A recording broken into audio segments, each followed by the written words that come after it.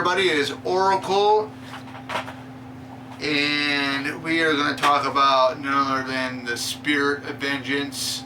If anybody knows who the Spirit of Vengeance is, if you're a comic book fan, you should know this by far. We are talking about none other than Ghost Rider. We're going to talk about the two Ghost Rider films so far in existence. And I got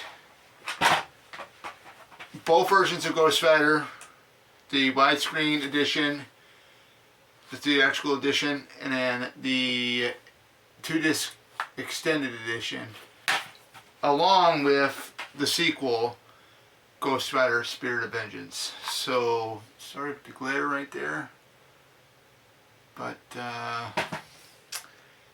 this first film, starring Nicolas Cage and Eva Mendes and Sam Elliott, is by far my favorite out of the two films.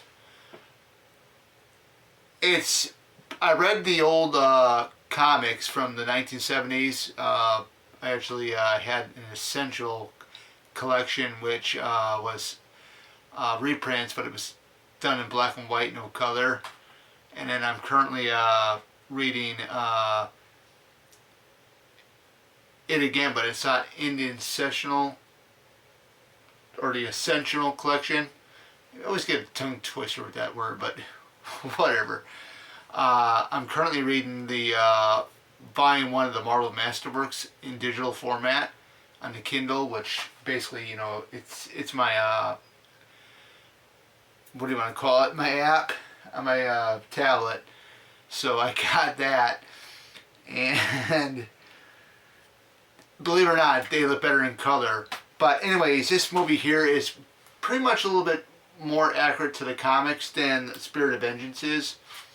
So I love that they got Eva Mendes casted as Roxanne Simpson. The character is race-bend, which I have no problem with. I thought she was great. Of course, you know, Eva Mendes is Cuban ancestry, so she's from Cuba, or Cuban descent, which is awesome. I'm trying to think if I got her mixed up with Sofia Vergara, because I know Sofia Vergara, I believe, is Cuban. I could be right on Eva Mendes' nationality. But then you got Nicolas Cage. Nicolas Cage was awesome in this film, just like what he was in Spirit of Vengeance. But, you know, the visual effects for this film, and this film came out in, I believe, 2007, was very, very, very groundbreaking at its time. In my opinion, it was. Especially, you know, the Ghost Rider himself. If you look back at Ghost Rider in this film, Ghost Rider in this film here, Spirit of Vengeance, he looks different. His skull is different. His skull is like charred, burnt, where the skull is not charred, burnt. Either way, they both look great.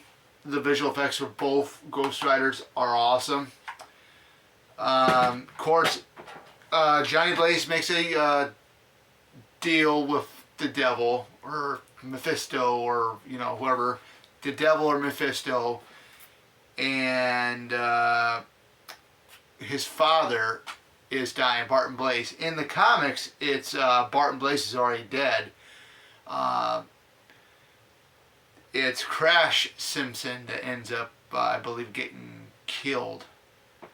So, yeah, the Mephisto is what I call him. I mean, they call him the devil in the 1970s Ghost Rider run. But Mephisto cures him, then he takes his life. And that's basically pretty much the story with that part right there. And he ends up taking on Blackheart, because Blackheart is trying to find the contract to Sam Vaganza. So yeah, I mean, this is a really, really fun film. I love it. I can watch it over and over again. It's, you know, the character's an anti-hero, and he could be. I mean, you could have this in your horror movie lineup. But like I said, I mean, there's really nothing to it. Great film. Love Eva Mendes. Love Nicolas Cage in this film. And by far, it's my favorite Nicolas Cage film out there. He's been in a lot of great films, guys, you know, but the extended version of it, it's 123 minutes, where the theatrical version is 110. So you got added scenes that were filmed, and they put it right back into the film. You do get a ton of special features in here. You get never before seen footage, commentary with producer Gary Foster, commentary with writer-director Mark Steven Johnson, which he did an awesome job, and visual effects supervisor Kevin Mackey. Disc 2 has 3 making of documentaries: Spirit of Vengeance, Spirit of Adventure, Spirit of Execution, Sin and Salvation featurettes, chronicling 40 years of the Ghost Rider comic book history, Animaniacs. So this is really, really awesome. I gotta watch this too. Very, very good stuff. Like I said, it's the same movie, but with added scenes into it, which is really, really awesome. So we got, next up is Nicolas Cage returns as the Ghost Rider in Spirit of Vengeance. By the way, I did not get a chance to see the first Ghost Rider film in theater. I actually kind of lucked out on it, and I don't think it was going to be that great, but to my surprise, it was when I saw it on DVD. But I saw this in theater. This was good. It can't meet the expectations of the first film, which I know I keep throwing it up in the camera, but who cares, man? I'm so excited. This is one of my favorite characters. The other one being Spider-Man, and also the X-Men. And then if you want to throw Captain America in there too as well, and that's pretty much it. But the cover art looks pretty cool. This time he's on the run. It says, you know, there's a synopsis there if you want to read it. I'm not going to really read it, but there's this character in there that's called Decay, which is his main enemy in the film. I thought the fight on top of the moving vehicles was really awesome, really well done. Idris Elba, I loved him in the Suicide Squad. He's in here. This is where I got introduced to Idris Elba, and I thought he's a great actor. I mean, I really enjoy him. And you know, the motorcycle is almost pretty much like a regular motorcycle. They actually got it top notch in this movie with the motorcycle, because the motorcycle didn't have the metamorphosis in the comics, at least in the 1970s Ghost Rider run. You look at that real awesome bike that they had in the first Ghost Rider film, and I actually got to see that at Indianapolis Comic Con one of the years I went. I wish I had my friend with me. Well, they were two of my friends who were with me, so I went with them to the Comic Con, and I should have told them, hey, can you guys take a picture of me sitting on the bike? But I actually got a picture of the bike, of the Ghost Rider Skull bike, which was pretty cool to see it in person. I don't know if it was the movie prop that they used, or if it was just a replica of what they had for the movie. But either way, it looked awesome. But I mean, like I said, going back to this film here, good film.